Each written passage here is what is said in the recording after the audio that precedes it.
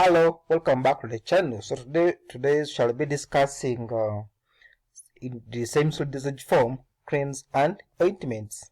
These are of course they are applied topically.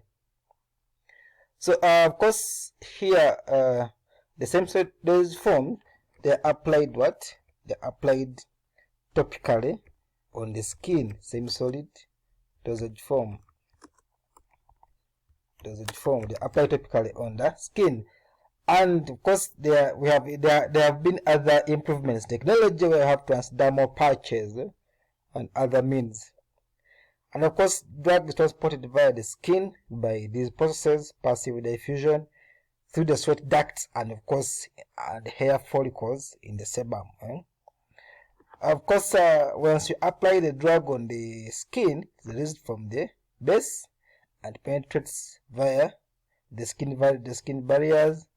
Now, for example, in liniments, we are using heat as rubefacient to it. Of course, once it reaches the skin cases for general intercases, it is for systemic saturation to be carried away by the blood vessels. So, which are those factors that can affect drug absorption through the skin? We have the cause skin condition. Now you can't just apply a drug which is for systemic action on the skin which is intact. Blood flow, skin age, temperature we talked about it in liniments. Of course, we can also have the gradient maintained by blood flow, the blood flow.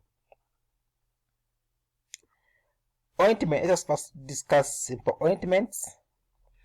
Of course, ointments, these are greases, same solid preparations of, meant for topical application because they contain anhydrous bases, and of course they are used as carrier for the medicament, those which are medicated, or they can be used as protectants and also emollient. All of us know that we need to apply these Vaselines on our skin. If we don't, our skin can get those cracks, scaly skin. If you apply them, the skin will soften and it look nice. Now, of course, ointments easily spread on the skin. They form an occlusive layer, trapping moisture. That's now. And also they can protect the inflamed site. However, they are greases since they are made of anhydrous bases. Of course, and difficult to remove since they stick. Ointment bases, of course, this is a vehicle on which the drug is incorporated, as we discussed in suppositories. They also their own bases. Also have bases here. Of course, it should be stable and irritating, compatible with the medicament. Now, which are those types of bases? We have oleaginous bases or the hydrocarbon bases. These are non-aqueous, for non-aqueous products, and they are the paraffins. The paraffins are the common which are used. We have yellow or soft. These are the soft or hard. Yeah, we have yellow or soft gelatin. Yellow. So we have yellow. We have soft. Soft meaning we have white, or we can have white,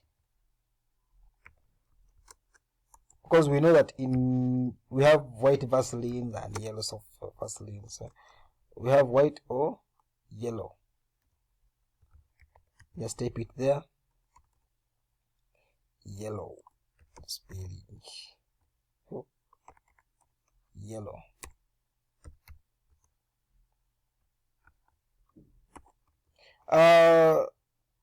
So, and the hard paraffin, also liquid paraffins. I'm sure when we're discussing organic chemistry in alkanes, we discussed these ones. Also have absorption bases. These are capable of absorbing water to form this water in oil emulsions. They are less grease and less occlusive. Lanolin, fat, wool alcohols, and the beeswax. Others include emulsifying bases or water miscible. These of course will apply them in creams. These ones mostly. Then we have water soluble bases, PEGs and the macagros, and also the fixed oils. The almond. However, the fixed oils have one problem: they can undergo and acidification. I'm sure you have it. Now all these ones, they have advantages and disadvantages, which I'm sure you can trace in your textbooks, or you can contact us for more information. Because they contain other additives in the solvent, such as silicones.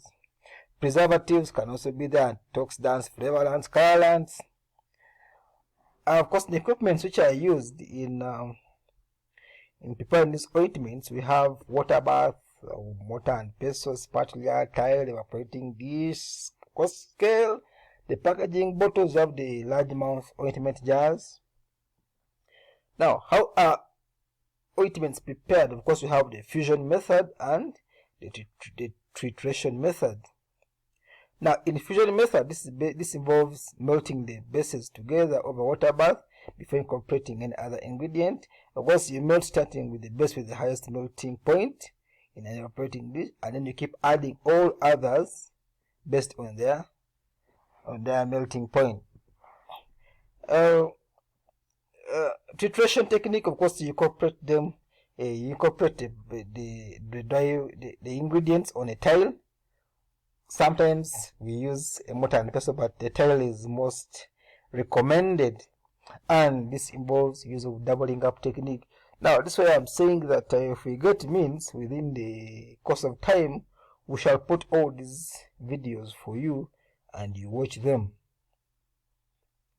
Now, how do we incorporate other particles or other powders in the base? We have soluble solids that are added to the molten base at the lowest possible temperature. We have a soluble solid incorporated using a tile. Now, this is applied mostly in pastes. In the pastes, we shall look at it later on. The non-volatile, of course, we use a molten base, and the volatile, of course, you can't use molten because if you have heat, it will evaporate easily. So, and also incorporated on the tile using a spatula by doubling up technique. Let's briefly go to creams. I'll talk about packaging and labeling later on. Creams, of course, these are semi-solid oil in water or water in oil emulsions containing one or more substances. Of course, they are applied externally. Of course, they are water washable, less greasy, and easy to apply on the skin. However, they are less occlusive. How do we classify creams? Creams are classified best as water in oil or oily creams. This is produced by emulsifying agents such as beeswax, and also oil in water. So we have the aqueous creams. We have these bases which can, as we discussed above, they can easily incorporate in water component. And of course we have the cosmetic creams. I know you have them, and also we can have medicated creams in case we are adding a medicament. Formation of creams, of course, as ointments, we have preservatives, antioxidant, perfume. Perfume is very important. Colorants can also have UV filters.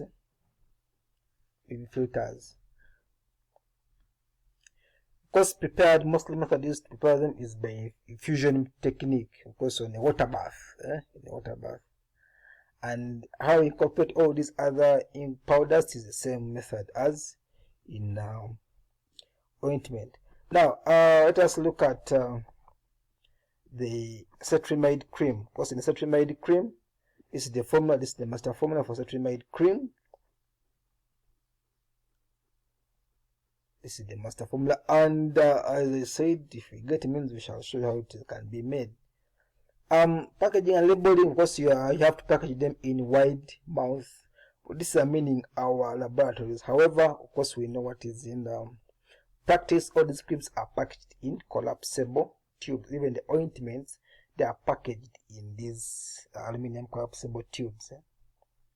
Of course, you have to label for external use only. It has to be added, and all the other ingredients, the other components of a label, the name, the quantity, the expiry date, who is the manufacturer, and all those. This has been a short presentation. Thank you for listening to me. There's another presentation in topical dosage forms which you can follow. I always remain Wilson. It has been brought to you by M Pharma Training Solution. subscribe to our channel in case you have subscribed. Thank you. Like the video and leave a comment. Thank you very much.